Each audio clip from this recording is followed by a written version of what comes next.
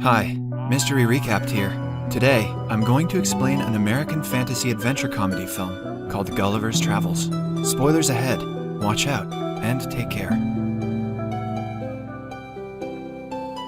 A middle-aged man named Lemuel Gulliver wakes up in his messy New York apartment and goes on with his morning routine. He talks to his superhero toys on a shelf and dances in the shower, showing us his goofy side. Gulliver works in the mailroom of a New York newspaper company. That day, he meets a new employee named Dan and befriends him. Gulliver is Dan's boss in the mailing department. As the two deliver their mail for the day, they come across Gulliver's longtime crush and a journalist named Darcy Silverman. He has been in love with her for years, but has never confessed. Later that day, Dan brings out a notice that says he has been promoted to head of the mail department on his first day. Gulliver has been working in the facility for 10 years, but no one there respects him. Dan claims that Gulliver is scared to talk and will never progress in life other than his mailroom job. A distressed Gulliver is walking out of the office and notices Darcy working late. He gathers up courage and goes to her cabin to ask her out. However, his nerves get the best of him, so instead, he picks up a random paper from her desk and heads out. Darcy asks him if he wants to apply for a travel writing assignment. A nervous Gulliver agrees and has to submit a travel blog the following day. At home, he copies and pastes several articles from the internet for the blog. The following day at work, he submits it to Darcy, who is impressed by his writing skills and provides him with a new task. She wants him to travel to the Bermuda Triangle and write an article about the legends of ships mysteriously disappearing there. To impress her, Gulliver agrees. Darcy arranges a contact and a boat for him. Gulliver flies to Bermuda the very next day, where he is picked up by a man. He takes Gulliver to a rented boat and shows him how to use it. The journey is pretty simple, as the boat is automated. Gulliver finally sails for the Bermuda Triangle alone in the boat. For the first few hours, he enjoys himself by reading How to Build a Robot magazines and drinking several cans of Coke. He soon falls asleep. Sometime later, he wakes up to a massive wave in front of him. A sea storm hits, and he quickly puts a life jacket on. The boat shakes vigorously in the water. Gulliver turns around to see an enormous sea tornado coming his way. Gulliver, with his boat, is sucked on top of the tornado, then right into its eye. The screen goes black. When Gulliver opens his eyes, he cannot move his body. He looks down and is surprised when he sees some tiny men standing on top of his chest. Their leader introduces himself as the Commander Edward Edwardian of the Lilliput. The camera zooms out, showing us a crowd of tiny people standing around Gulliver. He is pinned to the ground with tiny ropes and wood. Commander Edward calls Gulliver a beast. A confused Gulliver yells in fear and breaks free from the ropes easily. Thinking that this is a dream, he tries closing his eyes. Edward orders his soldiers to bring the beast down. The soldiers attach their hooks to Gulliver's pants and make him fall unconscious. When he wakes up, Gulliver finds himself tied to a cart and being pulled into the kingdom of Lilliput. The tiny civilians come out of their houses to get a look at the beast. He is pulled into the royal palace and presented to the king of Lilliput, King Theodore. The king's daughter, Princess Mary, pities Gulliver and asks Edward if the restraints are necessary.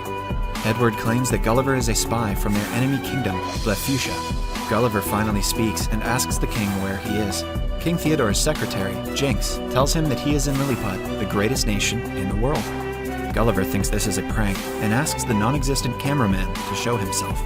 In the following scene, we see Gulliver imprisoned inside a cave. He meets a fellow prisoner named Horatio, who was sentenced to life by Edward for trying to court Princess Mary.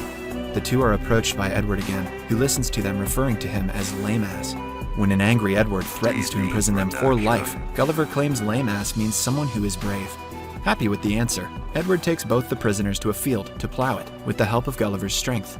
He restrains Gulliver with a machine. Just then, 2 rings of a bell are heard from the palace, indicating that Blefuscia has attacked. They are trying to kidnap Princess Mary and have started a fire at the palace. Edward quickly runs to the palace and orders everyone not to save the princess, as he wants to be the one to save her. But Horatio asks Gulliver to do it, because Edward can't reach her on time. Gulliver easily takes the Blefuscian soldiers down and saves the princess, but the king and his secretary are stuck in the fire. Gulliver, in a hurry, urinates on the building. Everyone claps for him when he stops the fire and saves King Theodore. The king removes him and Horatio from imprisonment and thanks Gulliver for his bravery. He also invites everyone for a feast at night to celebrate the occasion. Edward is furious to see someone else being praised for their bravery. At the feast, the king asks Gulliver where he is from, and he answers he is from Manhattan.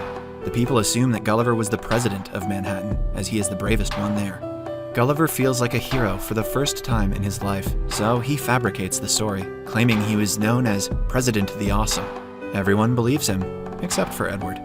The following day, the people of Lilliput build a massive home for Gulliver, with all the facilities he couldn't get when he was in New York. Gulliver also makes them build a theater to fit everyone in the kingdom.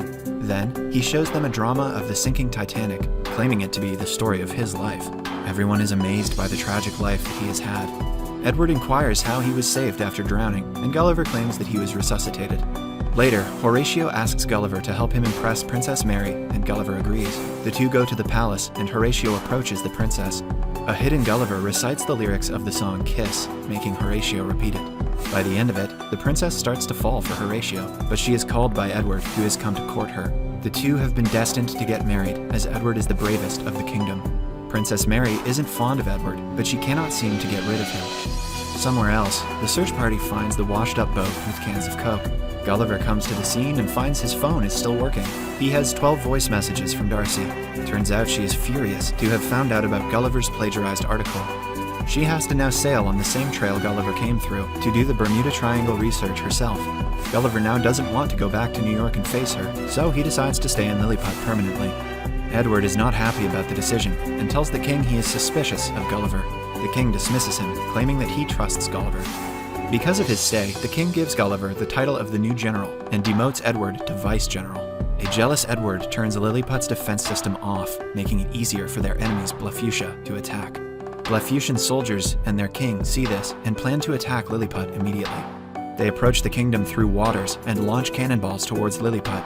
Being the general, now it is Gulliver's responsibility to stop them. He nervously steps into the water and starts to splash it around. The cannonballs do not work on Gulliver, who is massive compared to them. Eventually, he defeats the Blefuscians and becomes the savior of Lilliput. The people from Lilliput fulfill all of Gulliver's wishes. They even build a model of Times Square so he would feel at home. They change their clothing to match that of Gulliver's. Soldiers are appointed to cut his hair and give him massages.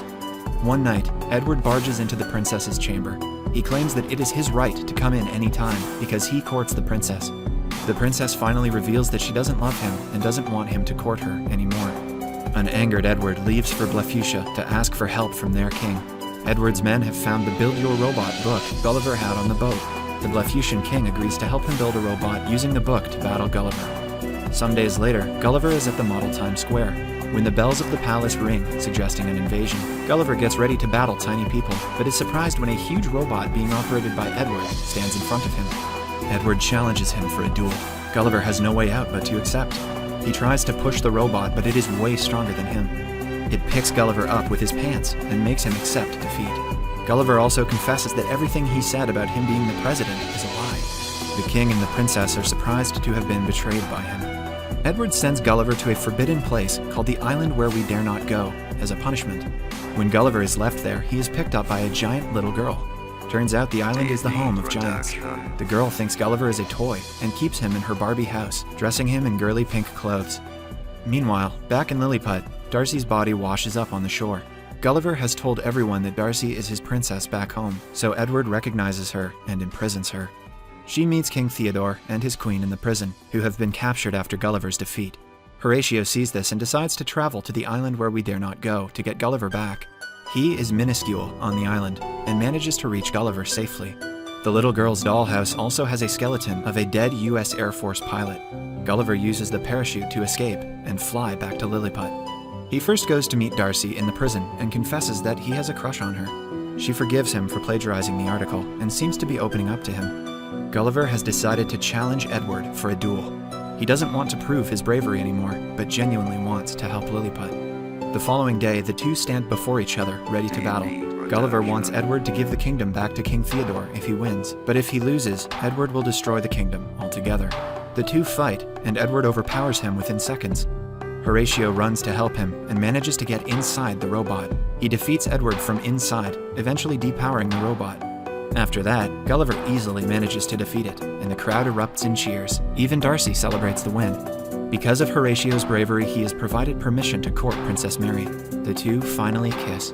But just then, Edward, who has reached the point of insanity, takes the princess hostage. But the princess, finally having enough of Edward, beats the traitor up in frustration. Darcy then kisses Gulliver for the first time. The Blefuscian king and Theodore are about to initiate the war again, but Gulliver stops them. He successfully helps to make peace between the rival island nations by reciting Edwin Starr's War, and finally he, along with Darcy, return to New York City on their repaired ship. Cut to a few weeks later, Gulliver has left the mailroom job and is a travel writer now. He and Darcy are in a happy relationship. Gulliver has just completed a travel assignment, and the movie ends as the two walk out of Darcy's office while holding hands. Subscribe for more videos like this, turn on notifications, and leave a like to help the channel out. Thank you for watching.